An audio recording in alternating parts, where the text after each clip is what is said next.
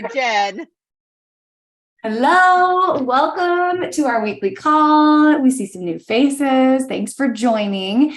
And it's the first week of our Strong Summer Challenge. So I thought this would be a great time to just answer questions. Also, it's the first week of our new cycle of subscription programming for HF Physique for whoever's doing that. And we usually just have lots of questions. So I thought we would tackle those today. And then if we have leftover time, we can talk a little bit more about just habits in general and maintaining them through summer. So if you guys have questions, ask them. You can just put them in the chat or you can ask them live. We love that. It's just less common that people want to do that, it seems like.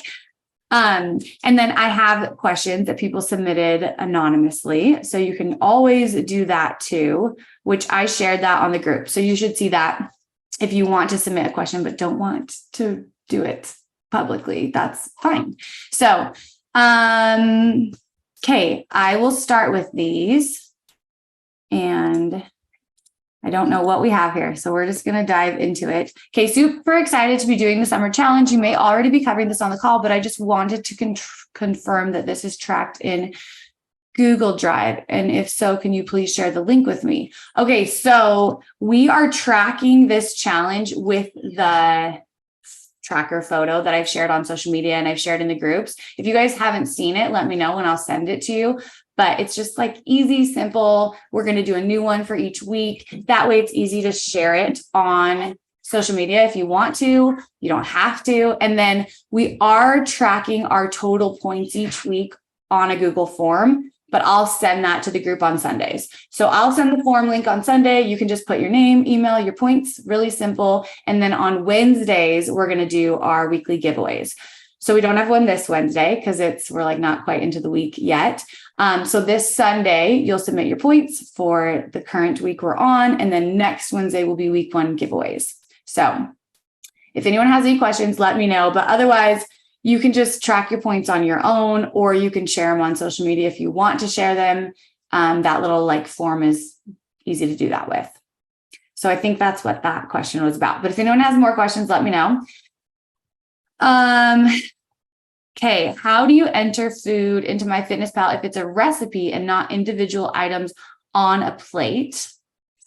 Okay, so I actually have a highlight on Instagram for this exact scenario because I think it's just something that can be confusing. So if you go to my Instagram, that's weird. Instagram changed. The little highlight bubbles aren't showing up for me. Do they show up for you guys when you get on Instagram? Is that a new thing? Or is it just, it's always different?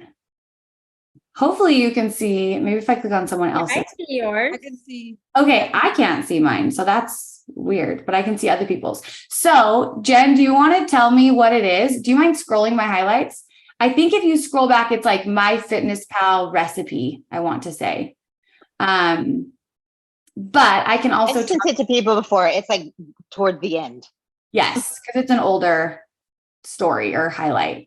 But just talking it through, you go to diary and then you would click on add food and then you could go to my recipes and then do create recipe. You'll title it. Let's say it's going to be soup. And then if it serves how many people, that's the part that I will, for now, you can just put 6, whatever. You'll import all of your ingredients and then you'll go to next. So let's see. I'm just making one right now so I can talk you guys through it. Go to next. And then what I like to do is I'll weigh the entire recipe in grams. So let's say you make a pot of soup. An easy way to do it would be to weigh the pot. So you know how many grams the pot is.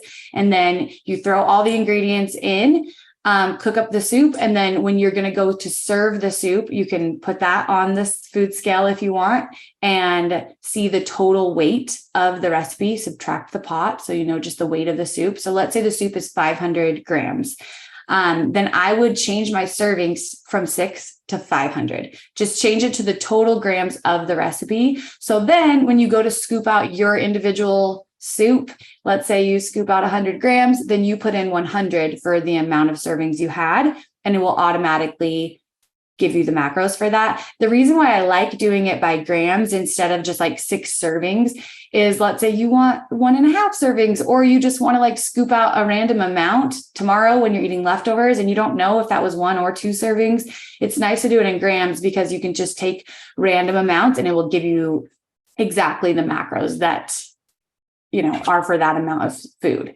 So essentially, put in all the ingredients, create the recipe, and then weigh it when it's complete and see the total grams, change the servings to that weight. And then when you're going to go to log it, just log your individual grams for your amount. So that's what I do. And then when eating out, as far as eating out goes, just do your best to guess, get fats on the side, butters on the side, oils on the side, if you can. So that way, at least visually, you can see what is in your food, because most restaurants are going to cook with quite a bit of oil. Even if it's like a healthier restaurant, that's just the easiest way to cook things. So if you can do it without oils or fats and see those, then you can log them and add them yourself. Or if you think, okay, I didn't say anything, I just ordered my food, I usually will just log like half a tablespoon of oil or a tablespoon of oil and just kind of err on the side of the higher side when I'm going out to eat, just knowing that there's going to be some discrepancy there. And that's where you have to just be okay with not being perfect. It's not going to be perfect, but being consistent over time is where you're going to see results. If you're eating out 7 days a week, then that's going to probably affect your progress. But if you're eating out a couple times a week, like just know that it's not going to be perfect. Do your best guess and move forward. It's okay. It's just one meal. And I think like estimating and maybe being a little bit off, it's at least 100% more as a closer to the truth than not tracking anything.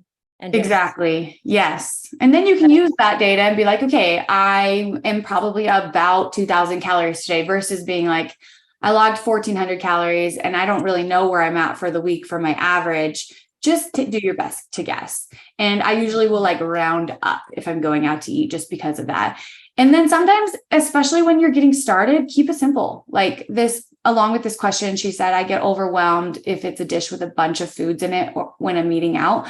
So just really try to keep it simple, like meat, veggies, potatoes, or, depending on where you're at, you might just need to keep it simple in the beginning until you get used to tracking, and then you can have more complex meals.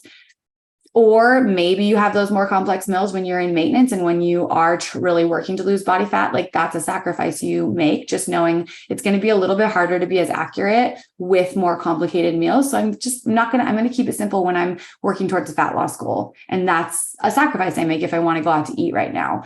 And so I think that's something to consider too, is don't overcomplicate things at first until you get used to learning this new skill too. And you'll get good at eyeballing things when you've weighed and measured for a month, even. Like you'll be able to start really quickly being able to assess what's on your plate without needing to weigh and measure things. We do not need to take a food scale to dinner unless you're like a week out from a bodybuilding show. Please just don't do that.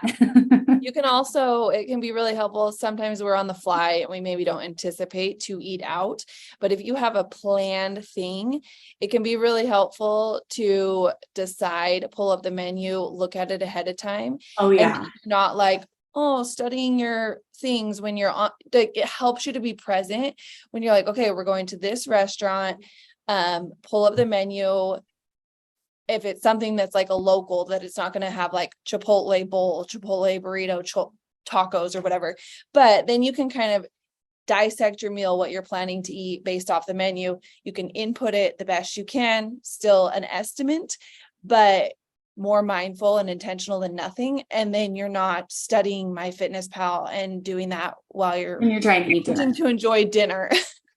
It Absolutely takes the presence out of it. Yeah. And sometimes, I do that. Even if I'm not tracking my food, we're going to dinner and looking the menu up ahead of time because I'm excited. I want to know what they have and I want to make sure I choose something good. So I love to do that. If I can look at the menu ahead of time, I will. But I also I like to be a little bit spontaneous with my food choices too. And so I will usually choose 2 or 3 things that I think sound good, or I'll choose my thing and I'll make sure Craig chooses my second option, and we'll split them. He loves that. But I'll usually choose 2 or 3 things that I'm like, okay, these would work. So then when I get to dinner, I know like what sounds good of those 3 things that I know are already, I'm kind of accounting for and planning for. So that's a great option too. If something isn't on the menu for some whatever reason, you have a few options as well. So it's not like, Yeah. They're like, we changed the menu. That was a special. So hopefully those. And if they do, it's okay. Like, yes, it's not at the end of the day, at the end of the day, like, it's okay. it's one meal. Get some protein, get some veggies, and be proud and move forward and enjoy, going out to eat, because that's part of life. And that's something that should be enjoyed and not just eliminated when we have certain goals. You can fit it in. And then, okay, this question, let's see, best home gym equipment, building out a full home gym. So some things that would be, I think this is a tough question. I mean, this person says building out a full home gym. So I think they probably want like, give me all the ideas, but you can get really far with dumbbells and resistance bands. So making sure you have like an array of lightweight dumbbells. So you can do upper body and then some heavier dumbbells for some lower body, and then resistance bands. And I would say then like, that's like tier 1. Tier 2 would be then getting like a good bench that you can incline. And so you can do a lot more upper body work with, you can do some lower body work with like Bulgarian split squats, different things like that with a bench. And then a box could be helpful too. And then I would say within that tier, or like tier 3 would be adding a barbell and plates, because you're going to be able to do a lot more, especially with lower body exercises with a barbell and plates, and maybe a pad for like hip thrusts. And then pull-up bar, so you can do some sort of vertical pulling. Like anything you can do pulling, like a pull-up bar would be great, or like even an indoor pull-up thing, like pull-up attachment. And then the next tier would be probably a rig where you could squat from, or do pull-ups from, or a cable machine of some kind. I love my cable machine. So then that's like, you can use bands for quite a while, but then it's a little bit harder to be progressive overload with bands because you're just limited on weight amounts. So if you could get a cable machine, if you had space for one, or budget for one, I have the Inspire, I think it's like F2 trainer, something like that. And I love that because I can do all my upper body that I would do with bands with the cable machine. It also has a Smith machine. So you could potentially use that instead of a barbell. I still use a barbell pretty often, but it has the Smith machine cable attachment. And then it also comes, you could add the bench. So you could do leg extensions and hamstring curls on it, which is nice. So and it doesn't take up a lot of space. So that's an awesome piece of equipment. I use my GHD, but that's something that does take up a lot of space. I just am forever CrossFit. You can substitute a GHD for many other movements like RDL. There's just a lot of things you can do instead, but I like that piece of equipment. So I like to have it in my gym. And I think from there, cardio equipment, treadmill is one of those, like they take up a lot of space and you can run outside, but if you have the space, then I like having a treadmill. I think there's pros and cons to, I have I know the pellet, is it the pellet? I don't know. There's a lot of options. There's the Peloton one. I have what is it called? It's whatever. Nordic Track. Yes, I have the Nordic Track, which I like it because it can go at like a pretty good incline. But I also think that the like assault runners are awesome. So it just depends what you're looking for there. If you're going to be doing more running, I personally would love to have an assault runner. If you're going to be doing more walking at an incline, then I think that the Nordic Track one is great. And I've also, there's a brand that's in all of the gyms and I can't remember what it's called, but it is a really good one too. I think, is it the Life something? Yeah. I think it's actually another tier of Nordic Track. A spot. There's Life Fitness, there's Body Solid, there's Or a rower or an assault bike could be good. Yeah.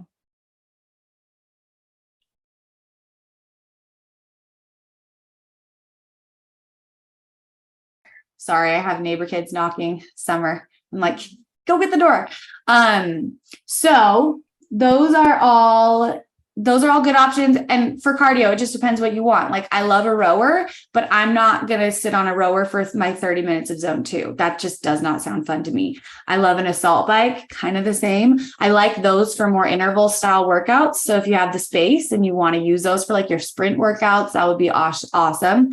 I have sat on my rower for 30 minutes. I just don't. I'd rather use like a spin bike for that.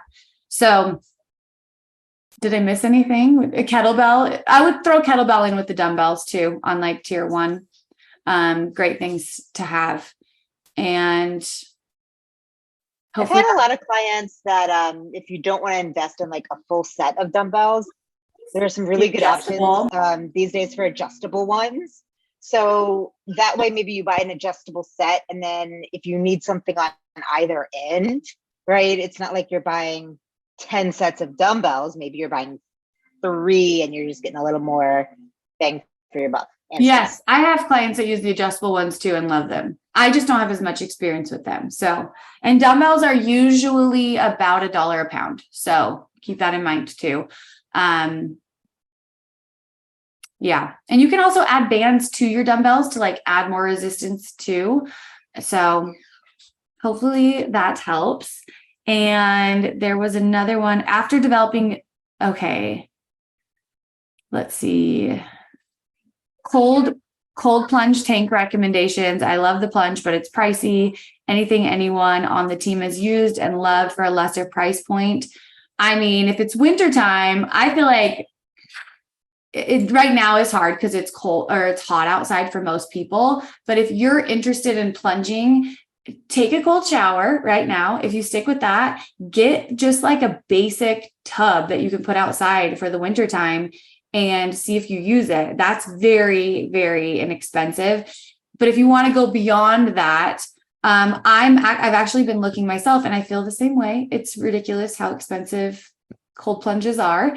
But there's like the barrels type cold plunges, and those ones seem to be a lot more affordable.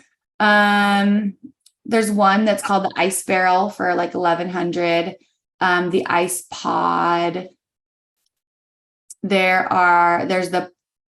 Also you could just get a freezer too, like a deep freezer. That's going to be like less than $1,000, and you can get it set up and convert it if you want to.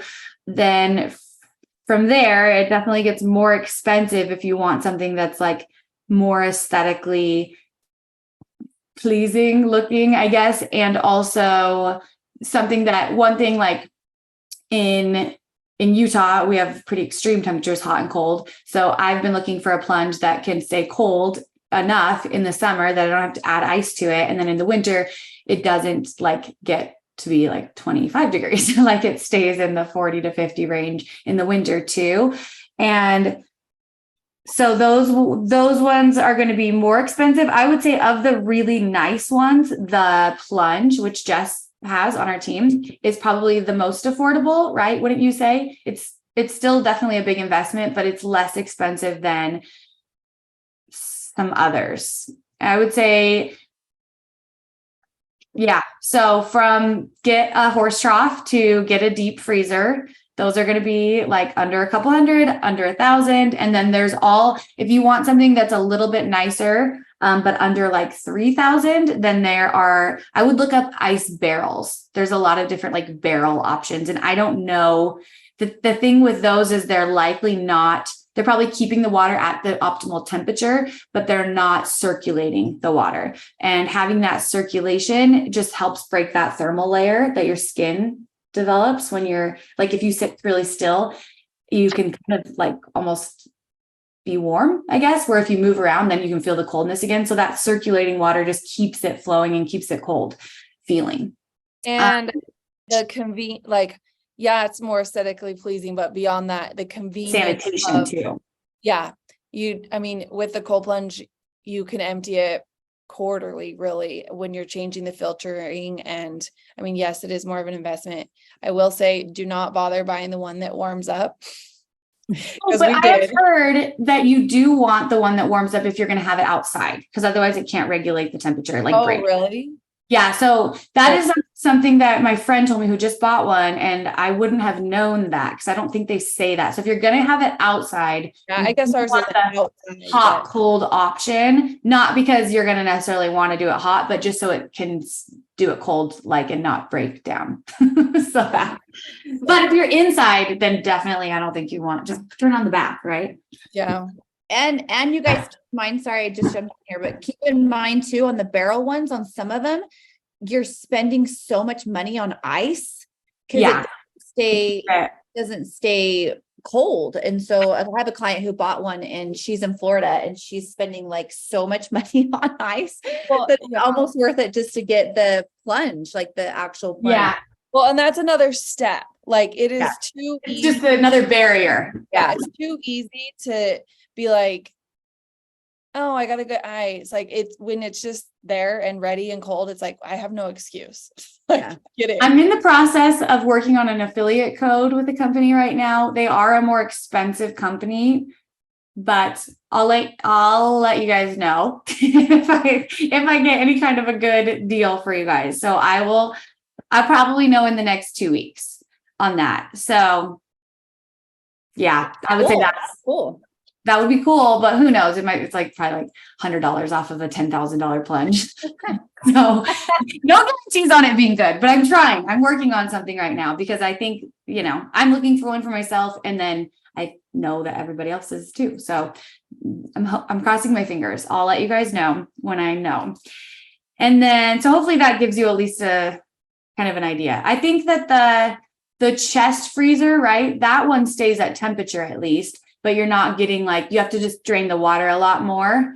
And it's, not maybe optimal size, like you're kind of getting in there a little differently. But I mean, start with something that's a little bit more affordable if you want to, and just see if you like it and enjoy it. And then you can invest in something more expensive.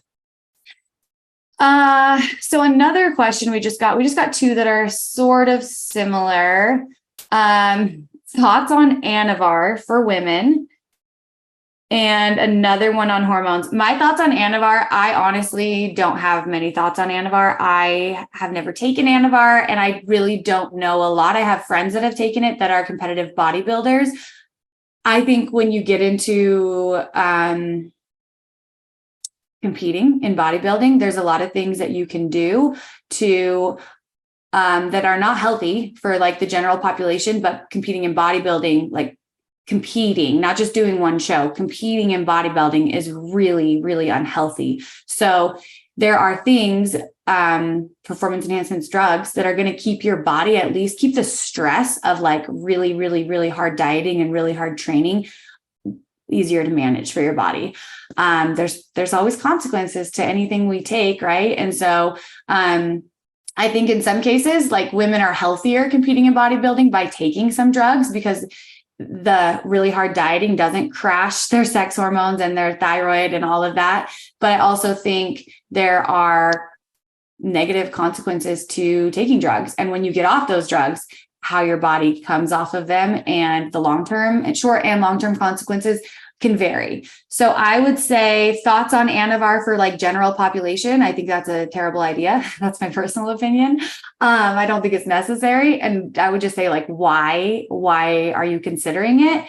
I would way more likely recommend getting blood work done and seeing if you are suboptimal in sex hormones or anything. And how can we really optimize there? How can we put you at a really anabolic place?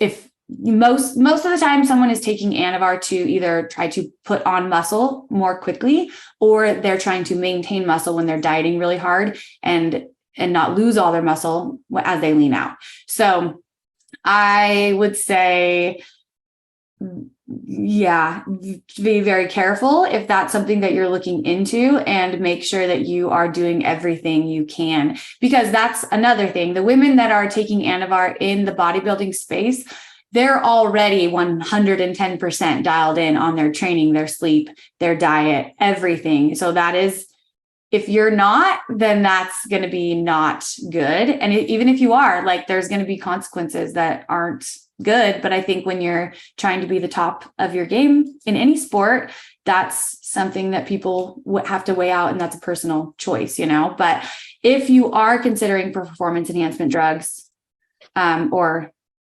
anabolics, I would say, I would just make sure you're really, really, really well informed on the impact, short and long term, how they can affect you. Do you have anything else to add? And also, like, working with someone that knows proper doses, because I think that's probably most common, is the proper dose is not, like, women are on way too much. And so it causes a lot of issues.